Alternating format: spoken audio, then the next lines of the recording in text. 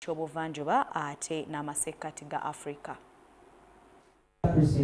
Bannamagye ab'amadaala ag'enjawulo abakugu mu by'okwerinda wamu n'abakungu ba gavumenti abeegatte mu mukago gwa Eastern Africa Standby Force batudde Hotel 4.6 Kampala mu ttabamiruka ow'omulundi ogwa36 n'ekigendererwa ekyokunyweza enkolagana mu by'okwerinda wakati wa mawanga omwenda ageegattira mu mukago guno. Our human resource policies remain responsive to the evolving needs of this organization. Tabamiruka atandise olwaleero wakuteeka essira mu kunyweza omukago ebyokwerinda okulwanyisa obutuju wamu n'okuleeta obutebenkevu. Adjust strategic ideas to make us a better reactive force.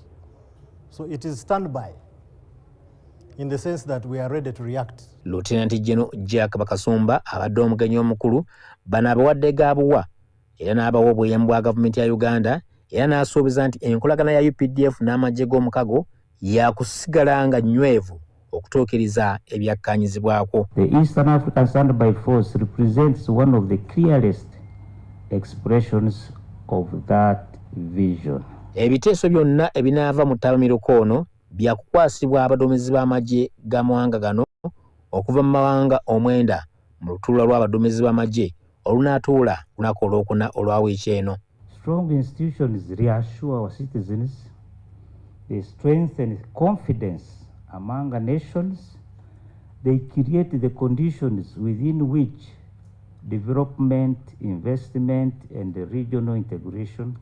Kinajjukirwa nti Eastern Africa Standby Force gwe mukago omwegatta ebibinja by'amagye okuva mu mawanga omwenda okuli Uganda, Burundi, Comoros, Djibouti, Ethiopia, Kenya, Rwanda, Somalia ne Sudan n'ekigendererwa ekyokunyweza ebyokwerinda n'obutebenkevu wakati wa mawanga gano. Nze Haruna Mutesaasira mu kibuga Kampala. Bwe tweyongerayo bannayuganda abawezezza egy'obukulu 18 babukeerezza nkokola okugenda okwewandiisa okwegatta ku ggye ly'eggwanga erya UPDF mu bitundu by'e Bukedde ng'enteekateeka zino zibadde mu kibuga Mbale. Omwogezi w'enteekateeka zino Lieutenant Teddy Anena ategeezezza nti bannayuganda ku mulundi guno bajjumbidde nnyo enteekateeka eno kyagamba nti kyandibanga kivudde ku maanyi gavumenti geetaddemu okulaba nga UPDF ly'eggye ery'ekikugu newankubadde nga waliwo abalemeseddwa olw'ebisaanizo. Enteekateeka y'okuyingiza abantu mu ggye ly'eggwanga ebumbujjidde ku kisaawe ekya DA mu kitundu eky'Emaluku mu Industrial Division mu kibuga Mbale era ng'abeewandiisa basoose kusunsulibwa n'oluvannyuma ne balagirwa okutolontoka emisinde gya kilomita 4. Even your brother should not lie you that come and sit on a border I push you. You would have disqualified yourself. Okay? So I'm here to flag you off. Please run. Okusinziira ku mwogezi w'ekiwayi kya UPDF ekiri ku mulimu ogw'okuwandiisa bannayuganda okwesogga eggye lya UPDF, Lieutenant Teddy Anena, okwewandiisa kwa bwereere kasita obeera munnayuganda. Ekisookera ddala olina okubeera munnayuganda. Olina okubeera munnayuganda nga otuusa 18 years old. Lieutenant Teddy agamba nti gavumenti okuteekateeka obulungi eggye ly'eggwanga mu ngeri ey'ekikugu kiwalirizza bannayuganda bangi mu kiseera kino okwettanira buli nteekateeka ey'okulyesogga. First of all, UPDF eri professional nga bw'okitegeera ate bannayuganda waliwo abasomye ekisookera ddala. Then I think kati tuli patriotic, twagala ensi yaffe Uganda. Omubaka wa President atwala ekitundu ekya Industrial Division mu kibuga Mbale, Hamza Banja, atenderezza enteekateeka ey'obwerufu eyoleseddwa mu kuyingiza bannayuganda mu ggye ly'eggwanga. Enteekateeka ekisooka nnungi nnyo nga bwe mugiraba, eri transparent, teri mu makoona gonna, era mulabye nga buli ajja basooka kukebera ku lisiti kw'oli oba toliiko. Abali ku mulimu gw'okuwandiisa bannayuganda abayingira eggye lya UPDF batubulidde nti ku mulundi guno bannayuganda abayingiziddwa mu ggye lino balimu ebiwayi 2 omuli ekya regular wamu ne professional nga n'okusoomozebwa ku basanze bye biwandiiko ebimu ku bireeteddwa nga bijingirire. Kategori y'aba regular eyo tutwala myaka 18 up to 24 at most. Then netukola ba professionals abo tutwala 25 up to 35. Netufunawo na abaze n'empapula nga si ntuufu nga bagifoojinze, era abo we tunasanga nti bituufu amateeka ejja kukola mulimu. Enteekateeka eno ekyayinda mu bbendobendo lya Bukedi nga lino litwaliramu ne Bugiso okusinziira ku nteekateeka y'eggye lya UPDF, era nga n'olunaku olw'enkya abakungu ba UPDF baakugenda mu maaso n'okuwandiisa bannayuganda abaagala okuyingira eggye lya UPDF. Nze Yiga Muhammad, UBC, wano mu kibuga Mbale. Ate bo abakugu mu byobulamu Africa basisinkanye okusala entoto ku butya bwe bayinza okulwanyisaamu endwadde ey'akafuba giyite TB. Tuli basanyu nnyo wano butabika mu laabu enkulu ekola ku byokukebera obulwadde buno obwakafuba bwe tuyita tuberculosis. Tulina abagenyi baffe okuva mu mawanga agatwetoolodde wano mu bitundu bya Africa ebyebuvanjuba n'amaserengeta. Bazze okusoma okulaba engeri ki gye tutumbula omutindo mu byokukebera akawuka kano aka tuberculosis akafuba. Akawuka kano kangi nnyo wano mu Uganda n'amawanga gatwetoolodde ate nga kasiiga. Kati ekirungi kyako kalina obujjanjabi, naye buli lwolwawo okumanya nti omuntu alina obulwadde wogenda okumutandika okumujjanjabira nga amaze okusiiga abalala. Kati ekikulu kyakyo na singa tunaaba tunaakawangula tulina okulaba abantu mu mangu nga tebannaba kunafuwa nnyo ate nga tebannaba kusiiga balala. Kati okukola ekyo tulina okubeera ne labs ebe amakeberezo mu Luganda laboratories baziyita makeberezo ennaku zino. Amakeberezo agakebera obulungi ku mutindo oleme kulemwa kulaba okusubwa missing cases n'okulaba nti gwolabye yeyo omutuufu, kubanga obujjanjabi butwala emyezi 6. Kati kyewetaaga kujjanjaba nga ddala tolina bulwadde, kyetaaga ate okubeera n'obulwadde ate ne twakulaba. Kati n'olw'ensonga eyo quality ebyomutindo mu laabu bikulu nnyo. Kyetuva tuleeta bannaffe okuva mu mawanga agatuliraanye okulaba nga twongera omutindo quality mu byokujjanjaba. Kati tubyongera tutya omutindo ku luno kyetukolanga kyetuyita proficiency panel. Proficiency panel kiringanga ffe abalaabu enkulu biringwe ebigezo byetuweereza bannaffe tulabe oba banaabiyita. Bw'oba obiyise kitegeeza nti oli ku mutindo. Kati tubaweereza samples ne tulaba bazikebedde bulungi, baziyise, ezo ze tuyita proficiency panels. Kati olwaleero tujja tubasomesa engeri proficiency panels ezo ze tuzikolamu ebigezo ebyo ne tubiweereza n'engeri gye tubikebera okubyanalyzinga okulaba nga bayise oba tebayise. Nabo tubagala kubatendeka nabo bakole ekintu kyekimu mu nsi zaabwe, n'olw'ensonga eyo tusobole okulwanyisa okuwangula obulwadde bw'akafuba. Ate ebyongo bitadde ku bbali bo abaddukanya eddwaliro lya Entebbe Regional Referral Hospital bagamba nti omuwendo gw'abasawo abatono ku ddwaliro lino kiviiriddeko okuzingamya obuweereza bwabwe ekireetedde abalwadde okwemulugunya n'okulumiriza eddwaliro lino obutabafaako nga bagenzeeyo. Kati nno bano basinziddewo ne bawanjagira ekitongole kya gavumenti ekivunaanyizibwa ku kugaba emirimu okulowooza ku ky'okubafunira abasawo abalala okusobola okumalawo okusoomooza kuno. Bano okwekubira enduulu ku nsonga y'omuwendo gw'abasawo okuba omutono kiddiridde omubaka wa paalamenti w'ekibuga ky'Entebbe Shyaka Stephen Gashayija okugenda ku ddwaliro n'okuzuula ekituufu ku kwemulugunya ku buweereza okukolebwa eri abagendayo okufuna obujjanjabi. I want to know in the CT scan what are the percentage uptime during the last 12 hours. I'm going to give you a list of what I want. About staff shortages, the medicine shortages, I need to know. The drugs we already received, 72 were types of drugs we are not received. In another cycle, 92 of the drugs, actually this is important, are not received. mu kafubo ke babaddemu abasawo boogeddeko ati ng'omusezi agula essowaani nti ebirumira mu buweereza kivudde ku muwendo gw'abasawo okuba omutono bw'ogerageranya n'abantu be balina okukolako. Honorable, we have done 3,000 x-rays, an increase from 1,500. And honorable, we are doing all this with one x-ray machine. We have complained, we have cried. They say you only find only one nurse on the ward. It is true because they are not enough. Yet, we are not supposed to work alone. We are supposed to work in pairs with nursing. And a doctor cannot work alone minus a nurse. There is also an encouragement where someone should come with the emergency items. That's the first person, the first respondent should use on them in case, let's say, she delivered on the road. But our mothers come with totally nothing, and this also affects the stocks that we get. Kati bano basaba ekitongole kya Public Service Commission ekivunaanyizibwa kugaba emirimu gya gavumenti okuweereza abasawo mbagirawo okugonjoola ekizibu kino ku ddwaliro lino. Yes, they have made a submission of 89 nurses, but we don't know when they will come. They may even come next year or at the end of the year. My request is, can you help us to quicken the recruitment? It's not good enough to point, but we must also thank you that you have fought so hard to keep Grade B hospital, yet you are understaffed, you don't have enough money, you don't have so many things.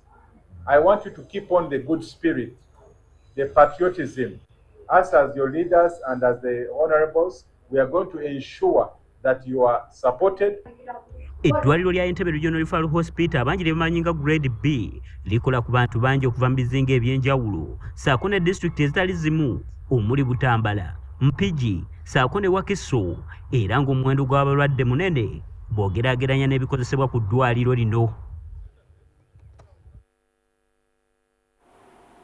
Bwe tweyongerayo okulonda omusigire anaakulira ekitongole ekirungamya abayinsuwa kwali kuyisa maaso mu biragiro bya kooti. Bino bye bibadde ebigambo bya Kadunabbi Lubega eyali akulira ekitongole kino ng'awakanya eky'okumusikiza Dr. Sunday Protazio. Kadunabbi ategeezezza ab'akakiiko ka Paalamenti akalondoola entambuza y'emirimu mu bitongole bya gavumenti Kosase nti kooti enkulu tennalungamya ku nsonga eyo wadde nga kontrakita ye yaggwako ng'ennaku z'omwezi 3 omwezi ogwokutaano omwaka guno gwennyini. Kati Kosase bayise omuteesiteesi omukulu mu minisitule y'ebyensimbi era ssaabawandiisi w'eggwanika ly'eggwanga atangaaze ku nsonga ezo ezikwata ku kitongole kino. Nobody could appoint anybody else unless one is in contempt of court. And if there is any alleged appointment of 1st of June, it is my understanding, honorable members, that that is contempt of court order. And the minister carried out his function on the 1st of June. He was not party to that court order. Naye okulondebwa kw'obukulembeze obupya batutegeeza nti eyawaaba omu Haji Kadunabbi agamba alina order gyatwaddeko kopi naye nga teri certified, tumusaba tuwe eri certified tusobole okuba nti tutegeera kooti bwe bakumya ensonga zaabwe ez'enkyukakyuka mu bukulembeze. Ate n'ekitongole nga Insurance Regulatory Authority nayo kigambye waliwo order endala gye balina gye tutabakkiriza kusoma kuba twagala kumala gifunako kopi ng'eri certified nga bo bagamba nti order yali ebakkiriza okulekawo alondebwa nga acting ng'ebagaana kulonda CEO mujjuvu. Kakati ne twesanga nga tesobola kugenda mu maaso n'ensonga eyo paka nga tulabye ku orders ezo tusobole ozivuunulira nga committee oba waliwo ensobi yakolebwa nga order weeri oba tewaali. Ensonga ey'okubiri eri ku alina okuba accounting officer wadde eteeka ligamba nti chief executive era yabeera accounting officer n'enkola eyitibwamu okulonda accounting officer yeetaagisaako oba oliawo okunnyonnyolwa kwa PSST oba Ministry ya Finance. Twagala okunnyonnyola oba ono ya accounting officer gwe baateeka marketing oba baateekayo omulala mu kitongole meantime.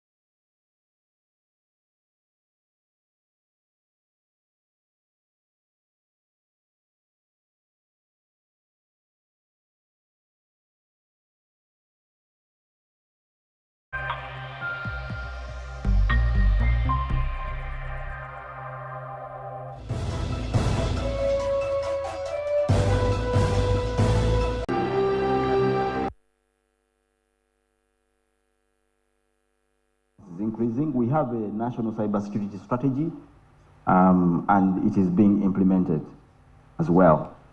So our pressure points are very clear. The financial sector. This is what we are saying.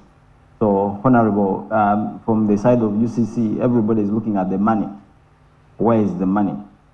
I checked the other day that actually I can be able to procure an exploit for $400, and that exploit is able to earn me a good billions from Bank of Uganda if I know where to deploy it. So, the compromise also is from within. The insider threat is real. So the insider threat for me is the bigger problem, as much as we may talk about all these AI and so many things. But this has not spared the government critical infrastructure. As we build the oil refineries, as we go digital in government services, we are likely to expose our public sector to more of this threat. Of course, the supply chains have already been mentioned, and also the citizens and their small businesses. Many of them are suffering from this. So business email compromise, I think, has been flashed here already, is one of the areas where most businesses are losing money. So they do business with their counterparts abroad, but when their emails are compromised, they lose quite a lot of money. And these are the cases we continuously are called on to see. But our supply chains, how I wish Uganda had its own innovation with regard to most of these solutions. But we are just growing into this market. And Michael, I think you have done your own stint of moving around this globe. I can tell you we are falling behind. Now, they talk about AI most of the time and say, oh, we need to govern AI, but I don't know where we stand. I still feel the boat left the shore a long time ago. We need to get some canoes and catch up with the big ships ahead of us. So this issue of supply chains, as you saw in the Middle East, a country was attacked by compromising its supply chain. To frame our choice as one between security and innovation. To me, that is wrong. The real choice is between innovation that is trusted and an innovation that is fragile. Between growth that compounds over years and growth that can be halted by a single avoidable shock. Security, properly understood, is not the tax we pay for innovation. It is one of the conditions that makes innovation sustainable, which is why the principle I would leave with this conference is simple. Build security in, do not bolt it on. Whether we are building a payments platform, a digital identity system, or deploying artificial intelligence in public services, security, privacy, and responsible governance belong in the design from the very first day, not the review that follows after something has gone. And our security agencies cannot do it by themselves. Protecting our digital space requires everyone to work together. The government, banks, telecom companies, and the public. Our online safety depends on how fast we share information. When a bank, telecom company, or agency discovers a new cyber threat or scam, they must quickly warn and coordinate with everyone else to stop it before it causes harm. These are the practical questions this conference must help us answer. Top leaders across the government and business must take personal responsibility for cybersecurity. This means discussing digital security in management meetings, listing it as a major risk, funding it properly, and making sure staff are trained. Tebakija kujja era bano ababba esente mu nsawo bakendedde nnyo mu tawuni omwo kyosanga omuntu akola obugalo akubbeko essente kubanga naawe tozirina era essente z'otambula nazo kuki ku ssimu kati oli kye yeetaaga kulaba engeri gy'ayingira mu ssimu yo aggyeko ssente oli kye yeetaaga akuguyaaguya atya omuweereza essente z'otalina kumuweereza so tulina okuba nga bwe ŋŋambye nti nno systems ziyinza okuba nga zo tuzikuumye tujja kuteekawo amateeka agakuuma naye ekintu ekisinga obukulu ye ggwe akola ku mitimbagano ekintu ekisinga obukulu ku baana baffe twagala ennyo okukuuma ye muzadde abazadde twefudde ekirala ffe tulimbira abaana tusooka ntubalimbira emyaka tusooka ntubagulira essimu ekyo kirungi nnyo mubagulira essimu zibawe bwe tumala okubagulira essimu ne tubalimbira okubawa email address ne tulimba emyaka ne tubalimbira okubayingiza ku social media nabo oba mubeerimbira bagenda bakula siga nti abazadde mwena mubalimbira bwe mumala ebyo abaana ne mubateeka ku ssimu nawe wano ku magezi agasookerwako tukikozeeko risaaki tukimanyi abaana bwe bagenda okwebaka muleke abaana beebake abaana bwe bagenda n'essimu okwebaka nazo mu bedrooms zaabwe tebeebaka baba watchinga vidiyo abazadde ekyo kiri basic ekitandikirwako omwana waba agenda okwebaka agende yeebake bajjeeko essimu ogende ozicharginge gwe mu kisenge ekyo ku makya balyoke bazikwate bakwate essimu naye ekiro eyo baba mu kulaba vidiyo bwe bava ku vidiyo ne balaba ebirala nga bwe mbategeezeza nti nno omwana kataagenda ku mutimbagano aba ali connected n'abantu biliyoni 6 abali connected mu nsi yonna abantu abo abasinga abantu balungi naye bangi ku bo si balungi ate baagala nnyo okutajetinga abaana kubanga omwana mwangu okuguyaaguya mwangu okukyusa obwongo bwe baba tajetinga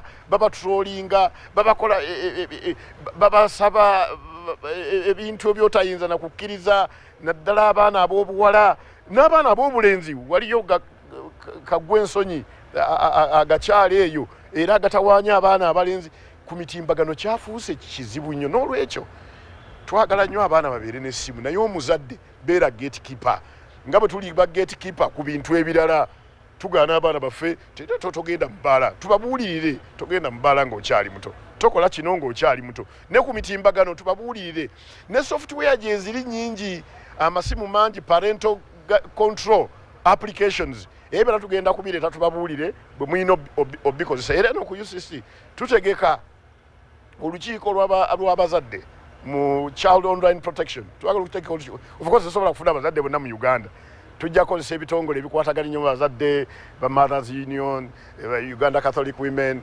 Muslim Women Association n'ebitongole ebirala ebikwata ku by'abaana n'obuzadde parenting to be sensitizing tugenda okwatagana n'abakulu abatubuulira enjiri abatubuulira kutuba ba imams ne baani message eno egende etuke ku buli muntu ti abaana baffe betaaga okuprotectinga nga bwe tubawa amaanyi empowerment okuba ku mitimbagano tulina ate okubakumba emitimbagano gireme kubaviiramu kabasa.